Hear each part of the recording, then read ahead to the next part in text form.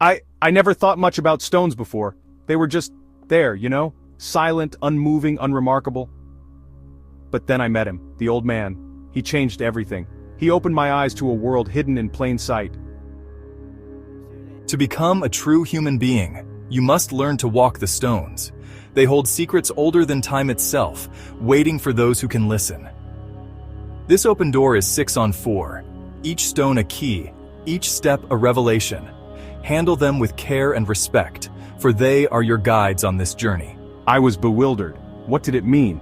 These simple stones felt heavy with purpose, alive with potential. I could almost hear them whispering, but the words were just out of reach. Many years ago, the stones would sing to us. They told us stories of the old ones, of the birth of mountains and the dreams of rivers. Their songs were the heartbeat of the earth itself. He spoke of a time when man and stone understood each other. I could almost hear the echoes of those ancient melodies carried on the wind through countless generations. It was a harmony I yearned to understand. But a young warrior, arrogant and proud, demanded a stone to sing. He believed strength could command the earth itself, but the stones do not bow to force. They respond to understanding and respect. The stone refused, and the warrior's anger grew. I could feel his rage burning through time, a cautionary tale of hubris and misunderstanding. The stone's silence spoke volumes. He beat the stone, cursed at it. Still, it wouldn't sing. The warrior's actions echoed through the forest, a discordant rhythm that silenced the songs of all stones. It was the beginning of a great forgetting. I could almost hear the stone's cries echoing through time. Its pain was palpable, a wound in the very fabric of the world. I felt a deep sorrow for what had been lost. Now the stones will not sing for those who have forgotten how to listen. The world has grown silent, deaf to the wisdom beneath our feet.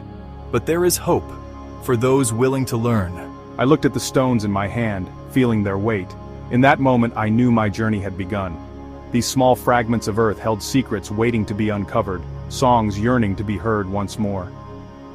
Walking the stones. It's not just about druidry. It's about understanding our place in the world, in the circle. It's about reconnecting with the earth beneath our feet, learning to hear its whispers and songs once more. As I held those 4 small stones, I felt the weight of ancient wisdom. The old man's words echoed in my mind. Remember how to listen. I could sense the stories trapped within these fragments of earth, waiting to be heard. A faint whisper like a long-forgotten memory stirring, and I knew I was ready to learn how to listen once again. The stones were speaking, their voices a gentle hum that resonated deep within my bones. My journey to becoming a true human being had just begun. With each step, each touch of stone, I was rediscovering a connection as old as time itself. The world was about to reveal its hidden melodies. Each step was a revelation, a new note in the earth's forgotten song. I could feel the stones guiding me, their ancient wisdom slowly unfolding. The old man's words echoed in my mind. This open door is 6 on 4. I began to understand that each stone was a key, each step a doorway to hidden knowledge. I found myself in the heart of the forest, surrounded by the silent guardians of the earth. Here I knew my real journey would begin. As I focused on the stones, I began to see beyond their surface.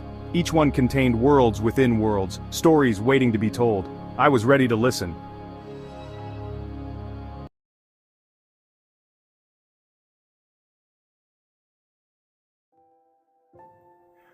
Your journey of walking the stones continues. You have heard the songs of the elements and the sacred directions. You've heard the old stories and tread the paths. Now I give you 5 more stones to add to the circle.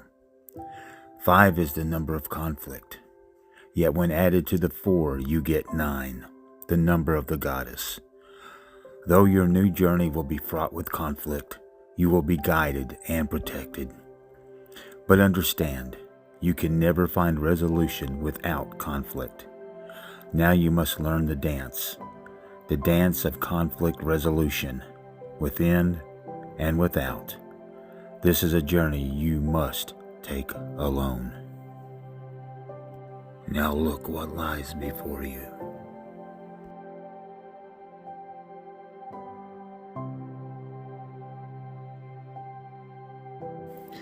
At the still point of the turning world, neither flesh nor fleshless, neither from nor towards, at the still point, there the dance is. But neither arrest nor movement, and do not call it fixity, where the past and future are gathered. Neither movement from nor towards, neither ascent nor decline, except for the point, the still point.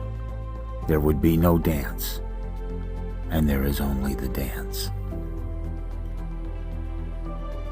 If peace is merely a process in which conflict is constantly abated, is peace then a peaceful process if there is a conflict? And is conflict then itself a peaceful resolution?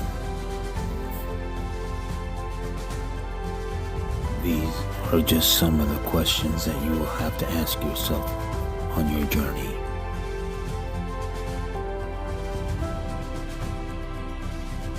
Dreamt I was a butterfly. I couldn't tell if I was dreaming, but when I woke, I was I and not a butterfly. Was I dreaming that I was the butterfly, or was the butterfly dreaming that it was me? Even if there's a difference between the butterfly and I, the distinction is an absolute, and there is no relationship of cause and effect. It can haunt a man. That's what they say. But the past is just a series of moments, each one perfect, complete, a bead on the necklace of time. The past doesn't haunt us. It wouldn't even recognize us. If there are ghosts to be found, it's us who haunt the past. We haunt it so that we can look again, see the people we miss and the things we miss about them.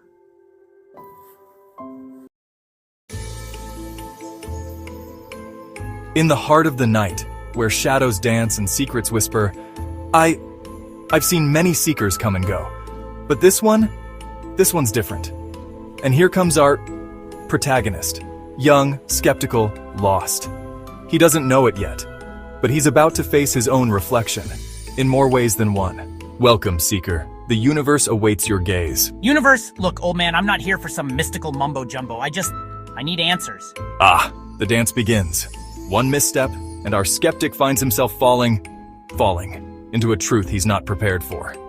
The path to wisdom is often uneven, but tell me, what brings you here? I'm lost. In life, in purpose. They said you could help. But this place, it's not what I expected. Then it's time you met the Standing Stone. Are you ready to see beyond the veil? And so, dear viewers, our journey into the heart of the universe begins. But remember, in this realm, nothing is quite as it seems. And the night is still young.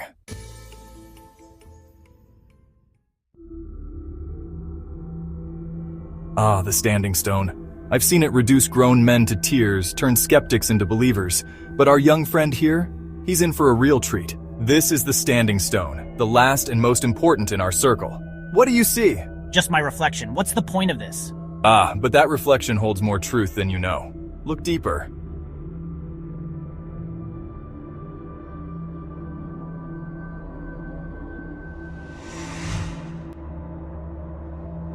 What's happening? The universe is speaking to you, young one. It's time to listen. Oh, if he only knew. The universe doesn't speak. It screams, it whispers, it sings. And right now it's putting on quite the show. You see, the universe is not a 21st century alternate to an ancient god figure. It's a mirror, a reflective surface, and a very dynamic one at that. It doesn't think. It's not independent or separate. It has no personality. It's simply reflecting what is being viewed within it. And you are that viewer for what you are experiencing. It's beautiful and terrifying, but how is this possible? How can I be the viewer and the viewed? The mirror doesn't think or judge. It simply shows what is within you. All this out here is simply a reflection of what you are experiencing within your non-physical awareness. But if it's all a reflection, how do I change anything? By changing what's inside you, observe. And now, dear viewers, the real show begins. Watch closely.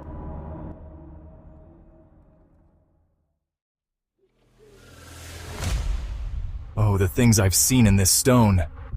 Dreams shattered, realities bent. Each ripple tells a story, each shimmer a secret. But this is something else entirely. Now, young one, watch closely. The universe doesn't sculpt you or try to bring you into some particular vibrational frequency. It merely reflects your inner world. What's happening to it? Why does it feel so personal? It's mirroring your own beliefs and attitudes associated with what you are desiring to create. The resistance you feel comes from certain beliefs you are harboring, nothing more. Embrace the reflection. Ah yes, the moment of truth. When the mirror turns dark and the shadows, well, they come out to play. Make it stop. I can't control it. It's like it's inside my head. The universe isn't inviting you to take a closer look at yourself. You are compelling yourself to do it. This is the act of unfoldment, stepping outside the box of what you are used to. Oh, the dance of creation and destruction. It's a waltz, really. One step forward, two steps back, yet every movement is a step towards understanding. This is your battle, young one. I cannot fight it for you. The universe is simply reflecting back where you are in the process, giving you clues how far you've come and how far you still have yet to go. I'm not strong enough. I should never have come here. How can I face myself? If you leave now, these shadows will follow you forever. Face them, acknowledge them. Only then can you move beyond. Remember, you are not asking the universe for permission. You are in an act of creation. And so, dear viewers, our apprentice stands at the precipice of understanding. Will he take the plunge, or retreat into the comfort of ignorance? The choice is his, and his alone. Oh, the suspense is killing me, or it would, if I could die.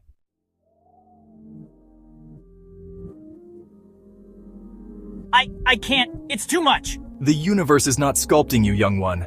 It's revealing you. Ah, the sweet symphony of self-discovery. Listen closely, can you hear it? The sound of a mind, unraveling. Who am I? You are the viewer and the viewed, the creator and the created. Now face your creation. No, I can't. Make it stop. If you leave now, these shadows will follow you forever. Face them, acknowledge them. I'm afraid, but I'm ready to see the truth. And so, our intrepid explorer takes his first step into the abyss. Will he find enlightenment or madness?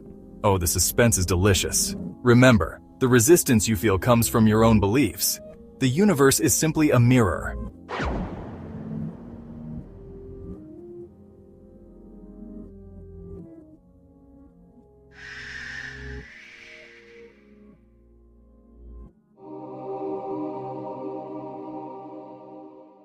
Oh, the pendulum swings. Our young friend is about to learn that understanding doesn't always bring comfort. I think I understand, but it's not what I expected. Understanding rarely is, young one. Remember, the reflection is ever-changing, just as you are.